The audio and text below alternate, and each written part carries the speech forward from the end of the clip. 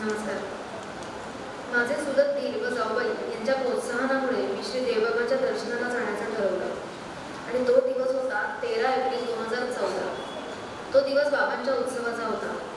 देवबाबांच्या दर्शनाचा लाभ झाला आणि त्या वर्षापासून आम्हाला गुरुपौर्णिमा, नवरात्र आणि इतर उत्सवांना जायची इच्छा व्हायची. कितीही अडचणी आल्या तरी आमची ही इच्छा पूर्ती व्हायची. आमचं धुळ्याचं घर विकून आम्हाला स्वतःचं नवीन घर घेण्याची इच्छा होती, पण त्यात प्रत्येक वेळी काही ना काही अडचणी येत गेल्या आणि व्यवहार होत नव्हता. 2 वर्ष खटाटोप करून सुद्धा काहीच मार्ग दिसेना. 2016च्या गुरुपौर्णिमेला मी देवबाबांकडे प्रार्थना केली आणि काय आश्चर्य, आम्ही पुढच्या गुरुपौर्णिमेला नवीन घरातून बाबांचं दर्शनाला गेलो.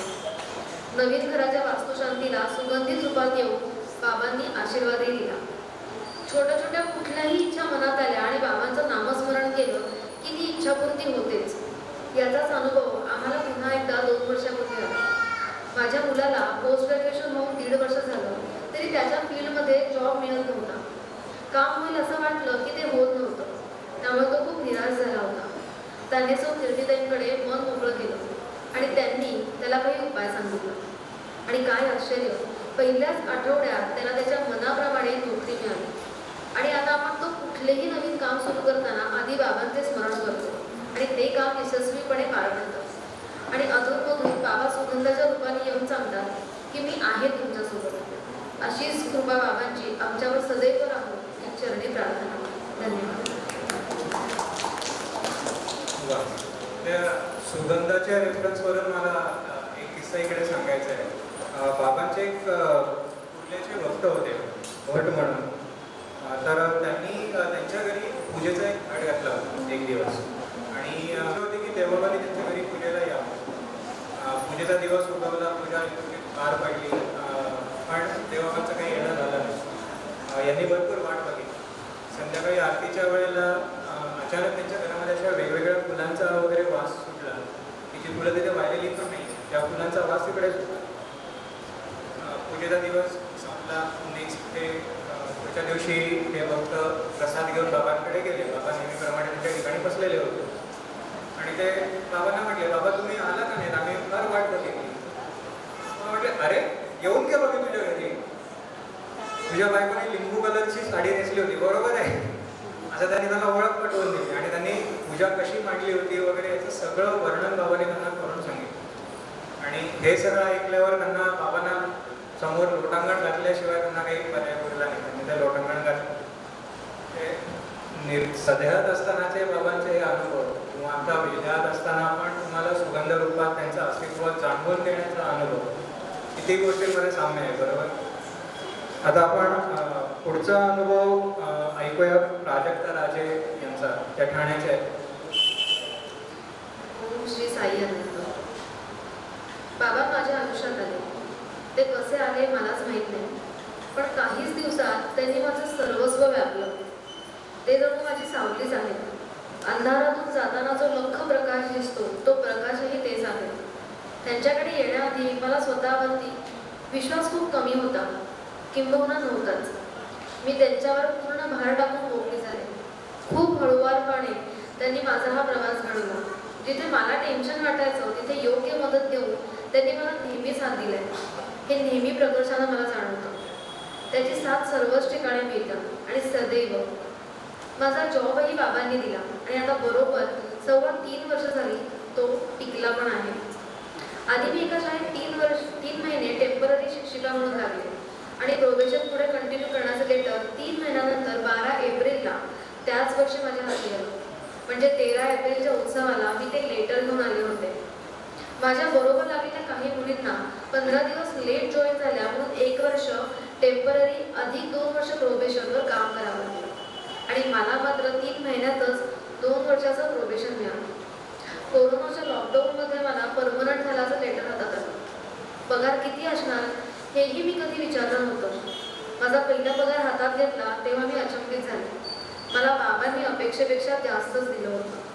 आधी नोकरी करावी की नाही या द्विधा परिस्थितीत असणारी मी शाळेचे वातावरण, स्टाफ रूममधल्या गप्पा, सेलिब्रेशनमध्ये कशी पटकन रमलं मलाच कळलं नाही. हा बदल त्यांनीच घडवला. असेच काही बदल त्यांनी माझ्या खाजगी आयुष्यातही घडवले. माझ्यातला संयम आणि समोरच्याकडून अपेक्षा न ठेवून योग्य मार्गावर धीटपणे चालायलाही त्यांनी शिकवलं. आज माझ्यात एक ठहराव आला.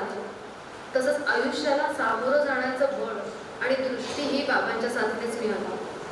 आजही काही गोष्टींचा उलगडा नाही झाला. पुढे काय वाढून ठेवलंय याचं उत्तर काहीच क्लिअर नाही, पण त्याचा ध्यास आता मला नाही. किंवा बाबांनी विचारावं अशी कळकळ देखील कमी झाली. कारण ज्या हातांनी मला तारलं, अर्गत सहज उचलून पुढे आणलं, त्या शक्तीपुढे मी आता नतमस्तक झाले आहे. त्यांच्या प्लॅनवर माझा पूर्णपणे विश्वास आहे. यापुढे जे घडेल ते घडेल, ते बाबाच घडवतील. सारखे प्रश्न करून उत्तरांची अपेक्षा करणं मला आता त्यांच्यावर शंका घेण्यासारखं वाटतं. कुठेतरी जमवलेलं पुण्य आहे म्हणून की काय, माझ्यासारख्या सामान्य मुलीला एवढ्या मोठ्या शक्तीने वेळोवेळी साथ करून तिच्या अस्तित्वाची सतत जाणीव करून दिली.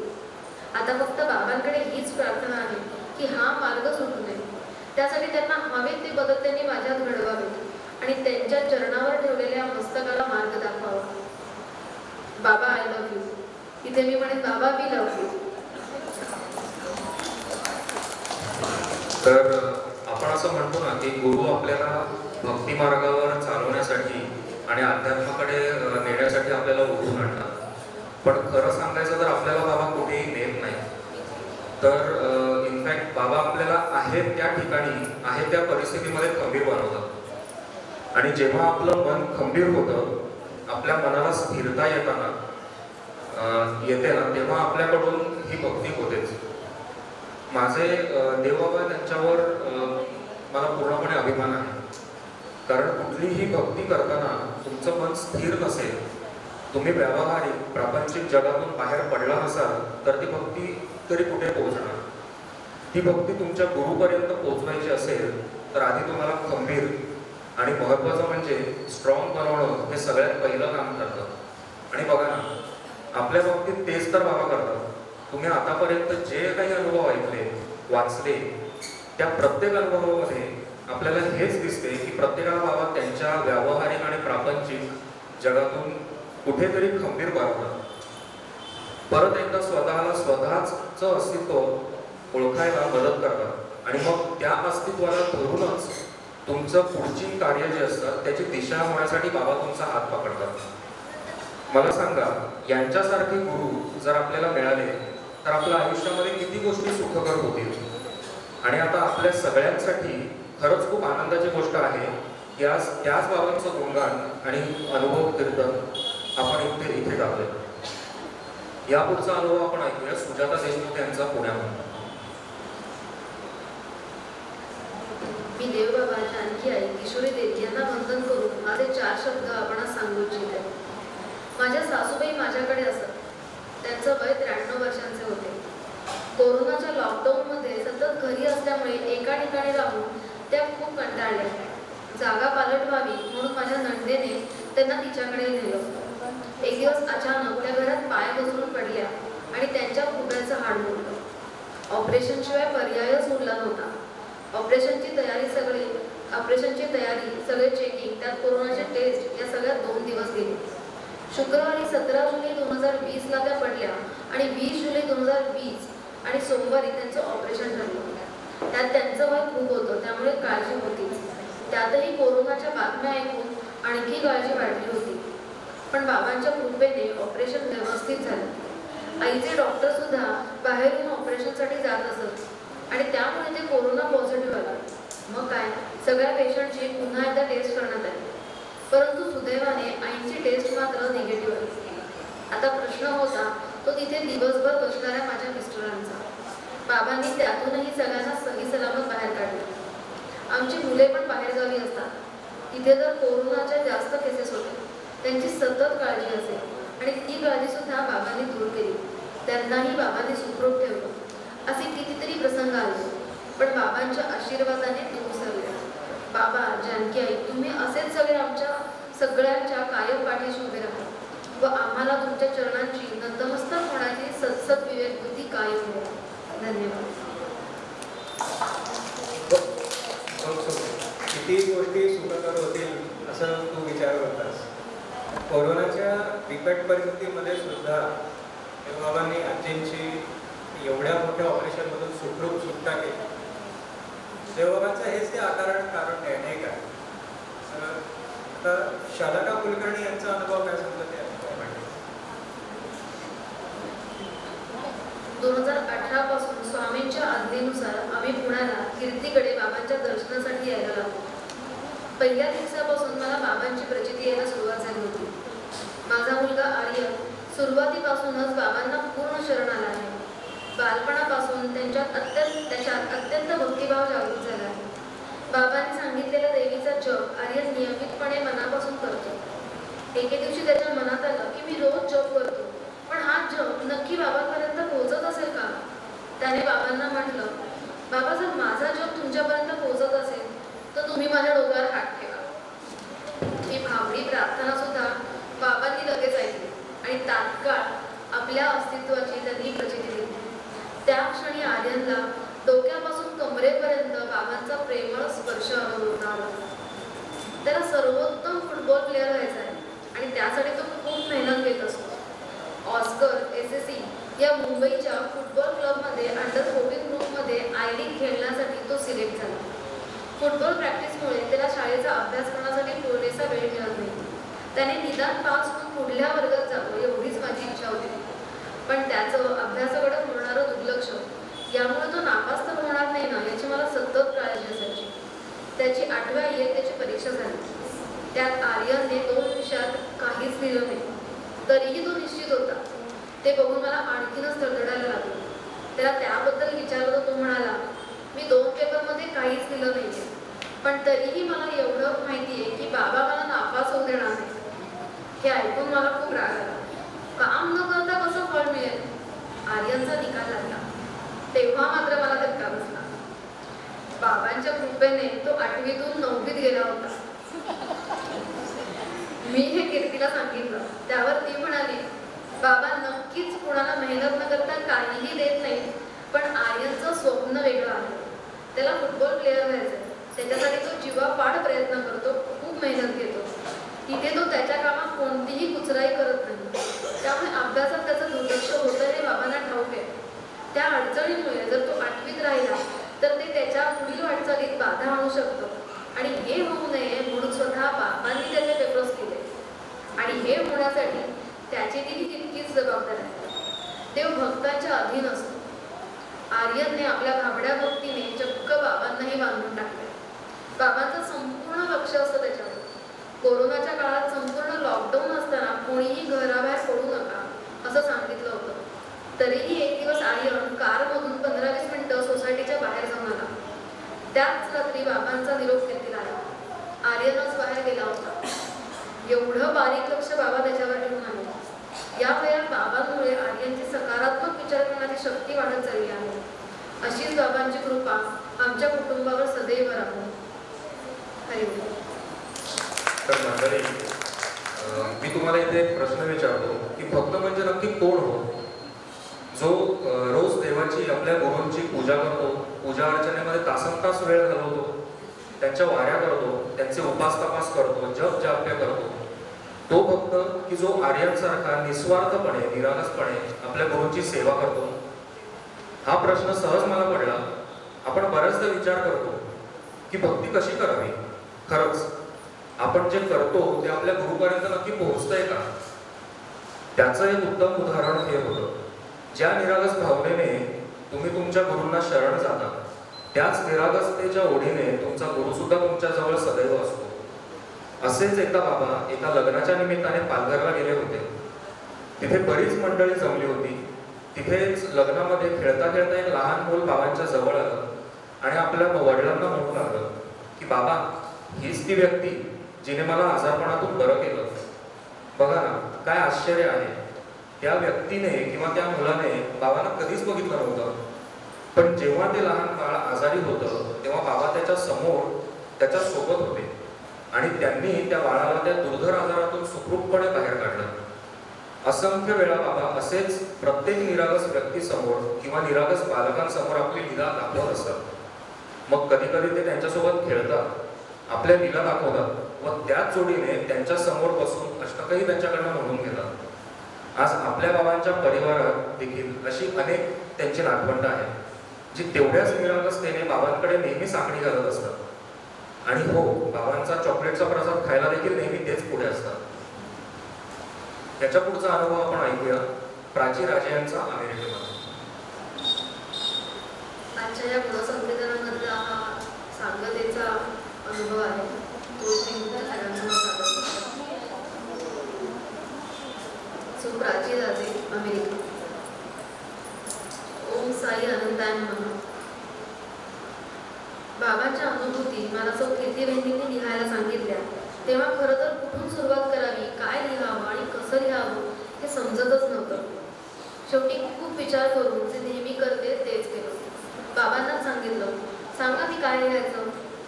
देवबाबांचा दैवी सहवास, मार्गदर्शन आपणा सर्वसामान्यांसाठी दैवी देणगी आहे. या कालावधीत जाणवलं की ही देणगी फक्त वैयक्तिक पारिवारिक समस्या सोडवण्याव्यतिरिक्त आपल्या मानसिक आध्यात्मिक उन्नतीसाठीही आहे. हा प्रवास मोठा आहे, पण आपण एकटे नाही आहोत हे जाणावे, लक्षात ठेवावे. बाकी सर्व काही सोय होऊन जाते. फक्त विश्वास घट्ट असावा, पूर्ण समर्पण असावे. आपल्या सामान्य जीवनात आपल्याला पडणारे प्रश्नही सामान्य असतात, पण समज कमी पडतो त्यामुळे ते अवास्तव मोठे वाटतात. ते प्रश्न बाबांच्या चरणावर सोडले की ते सहज सुटतात. काही वेळा प्रश्नांची उत्तरे दृश्य आणि अदृश्य सदरात मोडतात. आपण सर्वसामान्य दृश्य आणि अदृश्य दोन्ही गोष्टींना घाबरतो, खास करून अदृश्य. कारण तिथे काय करायला हवं, कशासाठी अशी उत्तरे सोडवायला समज आणि वेळ या दोन्ही कठीण बाबी आहेत. आपण तिथे कमी पडतो. आपली श्रद्धा, विश्वास आणि आर्तता आपल्याला उत्तरांकडे नेते. मला स्वप्नांची देणगी आणि शाप दोन्ही आहे. कारण ज्या गोष्टीवर आपला ताबा नाही त्या दिसूनही आपण हतबल ठरतो, पण तीच स्वप्न जेव्हा तुम्हाला उत्तरं देतात तेव्हा श्वासात श्वास येतो. काही कालावधीपूर्वी डोळे मिटायलाही घाबरणारे मी आता नाही घाबरत, कारण आता सोबत बाबा आहे. ते बघतील, तेच सांगतील काय करावे ते. हा घट्ट विश्वास म्हणत आहे. साधने, प्रार्थने, अगदी साध्या विचारांमध्ये केलेली विनंती, प्रश्न असो, पण बाबा मला विमुख करत नाही. प्रत्येक गोष्टीची वेळ असते आणि प्रत्येक गोष्ट आपल्यासाठी चांगली असतेच असं नाही, हे देखील मला समजलं. काही वर्षापूर्वी माझ्या मैत्रिणीचा विचित्र अपघाती मृत्यू झाला आणि तिच्या फॅमिलीला भेटून आल्यानंतर मलाही खूप विचित्र आणि घाबरवणारी स्वप्न पडत होती. मी प्रश्न विचारणार त्या अगोदरच बाबांनी माझ्यासाठी सौ कीर्तीबहिणींकडून निरोप पाठवला आणि उपायही पाठवला. पुढच्या काही दिवसातच मला त्यांनी दाखवलं की माझ्यावरील गंडांतर कसं टळलं. विमान अपघात, ट्रेन अपघात, आणि मी फक्त एकच विचार करू शकते, बाबांनी मला त्यांच्या संरक्षण कवचात ठेवलं होतं. भक्ती मार्गात आपल्या आध्यात्मिक उन्नतीसाठी पूर्व शृंखलांमधून सुटका करून घेणं हे महत्त्वाचं असतं. मला स्वप्नामधून माझे वेगवेगळ्या जन्मातील अपमृत्यू दाखवून बाबा मला एकेका वेळीतून मुक्त करत गेले. एका जन्मात मायलेकीची अवेळी ताटात तूट दाखवली आणि ह्या जन्मात मांजर रूपात माझी तिच्याशी परत भेट घडवली. जन्मोत्सवाच्या वेळी नुपूच्या घरी भंडाऱ्याचे दर्शन झाले ते मी पाहिले. त्यातच माझी मांजर आली. तिला बाबांनी पाठवलं आहे असं सांगितलं. त्यावेळी यामागचे प्रयोजन मला समजलं नव्हतं. आम्हा मायलेकीची ताटातूट ही आम्ही दोघांच्या आयुष्यातली न भरलेली जखम होती. 1.5 वर्षांनी त्याचा उलगडा करून बाबांनी दाखवलं की ती माझ्या आयुष्यात का आली आणि आमची जन्मांतरेची न भरलेली जखम भरली. मागच्या वर्षी बाबांनी मौन व्रत घेतलं होतं, पण त्यांचे आपल्यावरील लक्ष तसेच अबाधित होते. आध्यात्मिक अनुभूती आपल्याला जाणीव देतात की आपण एकटे नाही आहोत, निराधार नाही, उलट सुरक्षा कवचात आहोत. पितृपक्षाच्या 1 रात्र अगोदर बाबांनी मला पार्वतीवर कुंकू अर्चना करून दाखवली. सकाळी लागलीच इथे पितृपक्ष लागण्याआधी मी आणि माझा नवरा आम्ही कुंकू अर्चना केली. प्रयोजन कारण अज्ञात होते. पितृपक्षात मला ओटी भरायला सांगितले, कारण पुन्हा अज्ञानातच होते. पण पक्ष समाप्तीनंतर कारण कळायला लागले. ते आमच्या आयुष्याची काय आणि कसं निगडीत आहे ते समजलं. माझा विश्वास घट्ट आहे की नाही याचीच ते परीक्षा घेत होते. गुरु ही माऊली असते, तिच्या नजरेतून काहीच सुटत नाही. तिचा छायेत आपले सुखरूप असतो. मी इथे असूनही मी रमाच्या घरच्या कार्यक्रमात आहे असं मला दिसत होतं. मला बसायला सांगितलं तर तर मला वाटलं की हळद कुंकू ओटी वगैरे करायला बसवलंय. पण प्रत्यक्षात तिच्या घरच्या वयस्कर आजींकडून बाबांनी माझी नजर काढून घेतली होती. नजर हवेतच तडतडली. सगळंच विलक्षण, विचित्र अनुभव वाटत होता. सांगून खरं वाटणार नाही असा. पण बाबांच्या नजरेत दृश्य अदृश्य कुठलीही गोष्ट निसटत नाही, निर्धास्त असावी. माझी तब्येत, आयुष्यातल्या घडामोडी बघता नजर लागली असावी आणि ही बाबांनीच काढून घेतली होती. यावर्षी बाबांनी मला गौरी पूजा करण्यास सांगितलं. गौर तुमची आहे, यावर्षी पूजा प्राची करेल. याचा मी जोरदार शोधाशोध करून माहिती मिळवण्याचा प्रयत्न सुरू केला. आमच्या घराण्याच्या गौरी प्रथा पद्धती आहेत की नाही कुठलीच माहिती मिळाली नाही. शेवटचे 4 दिवस अगोदर मी बाबांनाच प्रार्थना केली, तुम्हीच सांगा कशी काय पूजा करू, काही चूक नको व्हायला. बाबांनी सांगितलं, परमपूज्य जानकी आई आणि परमपूज्य किशोरी आई माझ्या गौराई म्हणून माझ्या घरी येते. मला खूप आनंद झाला. माझ्या आयुष्यात काहीतरी योग्य केलं असल्याची भावना झाली. परमपूज्य जानकी आई आणि परमपूज्य किशोरी आईने माझ्या गौरी होऊन माहेर वाचण्याचा मान दिला. खरं तर त्यांनी मलाच माहेरपण दिलं. आनंद, माया, समाधान, कौतुक याचा अनुभव दिला. माझी देवबाबांच्या चरणी हीच प्रार्थना आहे की अशीच माया, प्रेम, वात्सल्य ज्यांना गरज आहे त्यांनाही मिळो. सर्व भीती, चिंता, काळजी त्यांच्या चरणी मी आता सोडली आहे. आजही मी तीच चिमुरडी आहे. बाबांचा हात धरून कायम चालत राहिली. प्राणात, श्वासात, अंतर्मनात, अथांगात जाणीवे, शब्दापलीकडे तुमचे अस्तित्व आमच्या आयुष्यात राहू दे. हीच ईश्वरचरणी प्रार्थना गुरुचरणात अर्पणमस्तु. शुभम भवतु.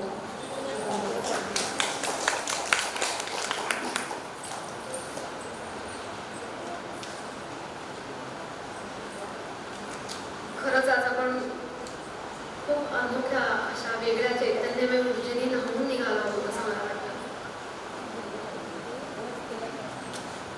इथे असं म्हटलेलं आहे की श्रवण भक्ती ही साधावी, सहज सुलभ असावी. श्रवणे साधाल भक्ती, श्रवणे साधाल मुक्ती. अशी ही श्रेष्ठ श्रवण भक्ती. म्हणजे आजच्या या युगात, व्यवहारिक जगात आपल्या मागे अनेक विद्वंचना आहेत, अनेक याचना आहेत. अशा सगळ्यामध्ये सहज सोपी अशी ही साधना म्हणजे ही श्रवण भक्ती, जी आज बाबांनी आपल्यासाठी करून घेतली आहे. ही श्रवण भक्ती अतिशय मोलाचं काम आज आपल्या सगळ्यांसाठी करणार आहे. ह्या चैतन्यपूर्ण भारावलेल्या वातावरणात खरंच आपण सगळे त्या परमेश्वराचरणी लीन झालो आहोत. त्या अनादि अनंताच अगाध सामर्थ्य आज आपल्यासमोर उभं ठाकलं आहे. जसं कृष्णाने अर्जुनाला गीता सांगितली, तशी आज पूज्य देवबाबांनी आपल्याला आपल्या जीवनाची गीता सांगितली आहे असं मला वाटतं. तेव्हाही साशंक्य अर्जुनाला भगवंताने निरनिराळा दिला दाखवून या जन्माचे रहस्य उलगडले होते.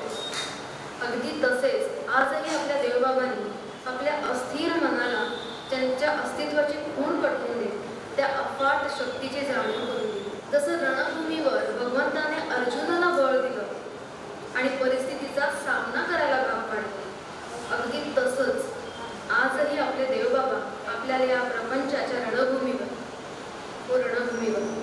जिथे आपले अजात शत्रू आहेत, काम, क्रोध, मोह, माया, मत्सर हे षड्रूप आपल्याला घेरत आहेत, तिथे आपल्याला मन सामर्थ्य देत ठामपणे मार्ग दाखवत आहेत आणि जीवनाच्या या विशाल फेऱ्यांची ओळख करून देत आहेत आपले बाबा.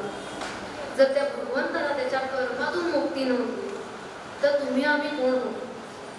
आपली कर्म ही आपल्यालाच करायची आहे. फक्त या कर्मातून सत्सद विवेक बुद्धी जागृत ठेवून कर्म करण्याचं सामर्थ्य देणारा आपला गुरु आहे, आपले देवबाबा आहेत. म्हणूनच कर्म करावे नेटके, स्थिर ठेवावे हे मन. कर्म करावे नेटके, स्थिर ठेवावे हे मन. घ्यावा नामाचा प्रसाद अखंडित. थोर तुझे पुण्य मिळाल, थोर तुझे पुण्य दळ मिळाले गुरुचे हे चरण. खरंच थोर तुझे पुण्य बळ मिळाले गुरुचे हे चरण. करावी सेवा निसंकोच त्याचे ठाई. धन्य धन्य आम्ही पामर, धन्य धन्य आम्ही पामर चालवतो गुरुचा जागर. धन्य धन्य आम्ही पामर चालवतो गुरुचा जागर.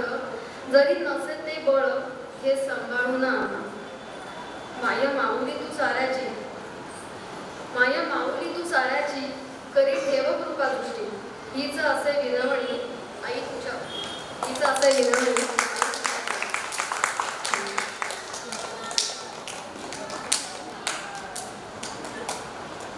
म्हणजे आपल्याला आज बाबांचा प्रसाद इथे मिळणार आहे.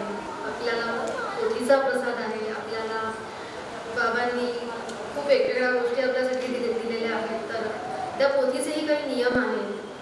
तर मी आता कीर्तिताईंना विनंती करते की ते पोथीचे नियम आपल्या इथे सगळ्यांना सांगावे.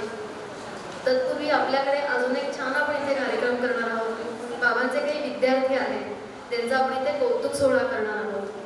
त्यानंतर आपण बाबांची सगळी आरती करूया आणि आपण महाप्रसाद घेऊया. धन्यवाद. हरिओम. नमस्कार. आज काही जणांनी अतिशय सुंदर असा कार्यक्रम केलेला आहे. आवाज येतोय का माझा तुम्हाला? आणि देवबाबांच्या फॅमिलीतले हे माझे हिरे अक्षरशः, म्हणजे गुप्ते, गौरव गुप्ते काय किंवा क्षितिजा काय, ही मुलं खूप धडाडीने काम करणारी आणि बाबांच्यासाठी काहीही करायला तयार होणारी ही मुले, आणि त्यांच्या जीवावर आम्ही हे सगळं करत असतो म्हणजे खरं म्हटलं तर. आणि तसंच ह्यांच्यानंतर येणारी सुद्धा आता एक पिढी तयार होती आहे लहान मुलांची. त्यांनाही मी बोलवणार आहे. त्यांचं मला कौतुक करायचं आहे. कारण जर आपण मुलांना ओरडतो काही गोष्टी चुकल्या म्हणून, तर ज्यावेळेला मुलं चांगल्या गोष्टी करतात तर त्यांचं कौतुक करणं सुद्धा आपलं काम आहे सगळ्यांसमोर, की त्यासाठी त्यांना उभारी आली पाहिजे. ही पहिली गोष्ट. आणि आता मी तुम्हाला पोथीचे नियम सांगते. काही गोष्टी मी तिथे ठेवलेल्या आहेत. बाबांची काही वस्त्र आहेत, तर ज्याला कोणाला बाबांचा तो प्रसाद हवा आहे त्यांनी तो जरूर घ्या. त्याच्यानंतर बाबांच्या उपासनेची पुस्तकं आहेत. ज्यांना नित्य उपासना हवी असेल त्यांनी घ्या. बांगड्यांचा प्रसाद आहे जो आपण दरवर्षी देतो. 2 वर्ष उत्सव झाला नाही त्यामुळे मला काही देता आलं नाही कोणाला, सो मी ते ठेवलेलं आहे. पोथी ठेवलेली आहे. पोथीलाही काही किंमत किंवा असं पैसे देऊन काही आपल्याला करायचं नाही आहे. तो बाबांचा प्रसाद आहे. फक्त जे कोणी पोथी घ्याल त्यांनी फक्त पोथीचा 1 रुपया काढून ठेवायचा आहे. ती बाबांची आज्ञा आहे आपल्याला म्हणून. आणि दुसरी गोष्ट म्हणजे आता मला बरेच जण असं विचारतात की पोथीचे काय नियम आहेत. तर पोथीला असे काही विशेष नियम, पोथीला असे विशेष खूप काही नियम नाही आहे. मेन म्हणजे ती श्रद्धेने वाचा. त्याचा अपमान होऊन देऊ नका. कमीत कमी वर्षातनं एकदा तरी ती वाचली गेली पाहिजे. दुसरी गोष्ट म्हणजे असं आहे की बायकांना प्रश्न पडतो की आपल्या अडचणीच्या काळात ती वाचायची की नाही, तर ती जरूर वाचायची. कारण बाबा ह्या गोष्टी मानत नाहीत. बाबा सोयर सुतक किंवा आपल्या बायकांचे प्रॉब्लेम्स ह्या पलीकडे आहेत. बाबांचा अध्यात्म ह्याच्यात आपल्याला बाबा कधीही गुंतून ठेवत नाही. हे महत्त्वाचं. फक्त पोथी वाचताना दर अध्यायाचा आपण 1 रुपया काढायचा असतो. असे त्या अध्यायाचे 63 अध्यायाचे आपले 63 रुपये जमतात. ते 63 रुपये एक चादर आणि एक पिवळा प्रसाद, म्हणजे काही खायचं तुम्ही घरात करा किंवा बाहेरनं विकत आणा, ते साईबाबांच्या देवळात नेऊन आपल्याला एक चादर, ते एक काढलेले रुपये आणि साईबाबांना तो व्हायचा असतो प्रसाद. बाकी ह्याच्या व्यतिरिक्त असे पोथीचे नियम काही नाही आहेत. मेन म्हणजे फक्त ती श्रद्धेने आणि भक्तीने वाचा, कारण ती आपली कर्म जाणणारी पोथी आहे. हे सर्वात महत्त्वाचं. कारण मनुष्य जन्म आहे, मनुष्य आपण जन्माला याच्यासाठी आलेलो आहोत की आपण कर्म केलेली आहेत म्हणून आलो आहे. सो आपली कर्म रिलीज करणारी ती पोथी आहे. आणि काही नाही, छान आहे ती पोथी. बाबांचे विचार खूप सुंदर आहेत, ते तुम्ही जरूर वाचा. आणि असं काही नाही की एका घरात एकच पोथी गेली पाहिजे. असं वाटलं की मी आज घरात वाचतोय, मी शिपवर जातो, तर माझा भाऊ शिपवर असतो, त्याला असं वाटलं की त्यांनी शिपवर ती अजून एक पोथी घेऊन जाईल. एका घरात 2 पोथ्या गेल्या, जरूर घ्या, काही हरकत नाही. फक्त कुठलीही पोथी ती बंदिस्त ठेवू नका. त्याचं वर्षातनं किमान एकदा तरी त्याचं वाचन करा. ठीक आहे. आता मी नावं घेणार आहे. बाबांची नातवंड आहे, त्यांचं मला कौतुक करायचं आहे. कारण अशासाठी की त्यांना एवढ्या लहानपणामध्ये बाबा किंवा बाबांचं प्रेम हे खूप जवळनं कळतंय. तर ओवीला मी बोलवते. ये ओवी.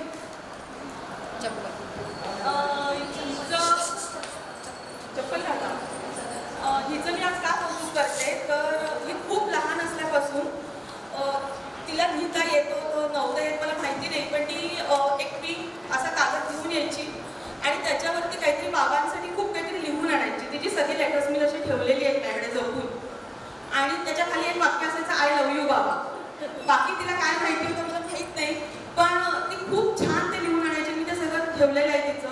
आणि जेव्हा जेव्हा तिला कळलं की आता मी पोथीचं प्रकाशन करणार आहे किंवा काहीतरी मी उत्सव करते असं काहीतरी तिला कळलं, तर तिला मला एक पाकिट आणून दिलं मागच्या महिन्यामध्ये.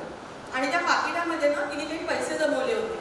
आणि तिला मी विचारले काय हवी, तर म्हणाली की ती काहीच सांगितलं नाही. तिच्या आजीने मला सांगितलं की तिला आम्ही बड्डेला किंवा भाऊला जेव्हा पैसे देतो ना, तर तिने त्यातले पैसे बाबांच्या नावाने बाजूला काढले आणि तिची इच्छा आहे की हे उत्सवासाठी तुम्ही वापरावे.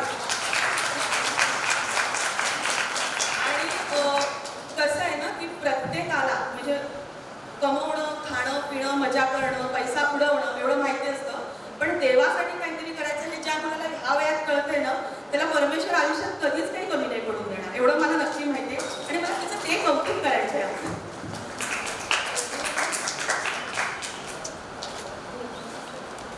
दुसरा यशमी म्हणजे क्षितिजा आणि डॉक्टर गौरव गुप्ते. पुढे गेले गौरव गुप्ते,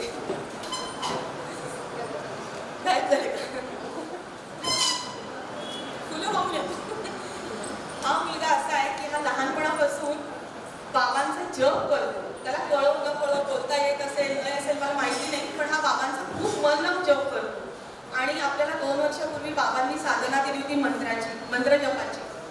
तर तो इतका मन लावून तो बाबांसमोर बसून करायचा की कधी क्षितिजा विसरली जप करायला तर तो आईला आठवण करायचा, आई बस जप करायला विसरलीस, बस माझ्याबरोबर. म्हणजे हे खरं आईचं काम असतं मुलाला बसवणं, पण तो तिला बसवायचा. आणि दुसरी गोष्ट म्हणजे तो घरात बाबांची सेवा करतो, शंख वाजवतो, बाबांना प्रेमाने चंदन लावतो, जप करणं हे सगळं तो एवढ्या लहान वयात करतो. आणि हे मला खूप कौतुक. तर मला असं वाटतं की आपली जी पहिली पिढी आहे तर ही दुसरी पिढी आता ही तयार होती आपली सगळी. सो त्याचं मला बाबांकडनं कौतुक करायचं आहे. इकडे रेशमी घे अगं मला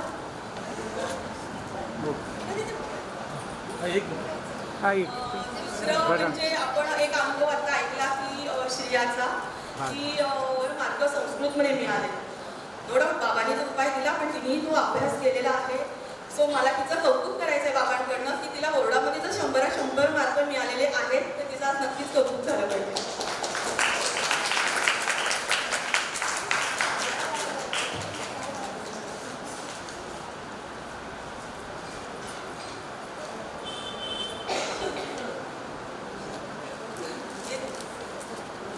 इकडे हां एक मिनिट ताई एक मिनिट. आणि चौथं मला एक बक्षीस द्यायचंय ह्याला आर्यनला, कारण त्याची जी काही भक्ती आहे ती त्याच्या आईने त्याच्या नकळत त्याचा एक आम्हाला व्हिडिओ करून पाठवला होता की तो जे काही जप किंवा बाबांचं असं जे काही करतो तो इतकं मन लावून करत असतो ना की म्हणजे त्याला खरंच तोड नाही. आणि तो आत्ता तसं नाही, तो 8वी 7वी 8वी म्हणजे जेव्हापासून तो बाबांकडे आलाय तेव्हापासून तो बाबांचं करतोय. आणि सर्वात महत्त्वाचं म्हणजे बाबांनी जेव्हा आपल्याला जप करायला दिलेला तर लहान मुलांमध्ये सर्वात जास्त जप त्याचा झालेला, म्हणून मला त्याला बघतो. आणि मी बाबांनाही प्रार्थना करेन की त्याचं स्वप्न फुटबॉल प्लेअर व्हायचं बाबांनी खरंच पूर्ण करावं. इकडे बाबांना पडले उभं राहून घे. तो त्याच्या गेममध्ये चांगल्या प्रगतीपथावर आहे. सो आपण सगळे बाबांना प्रार्थना करू की त्याचे मार्ग छान मोकळे होते, आपल्या कुटुंबातले छान प्लेअर तयार होते.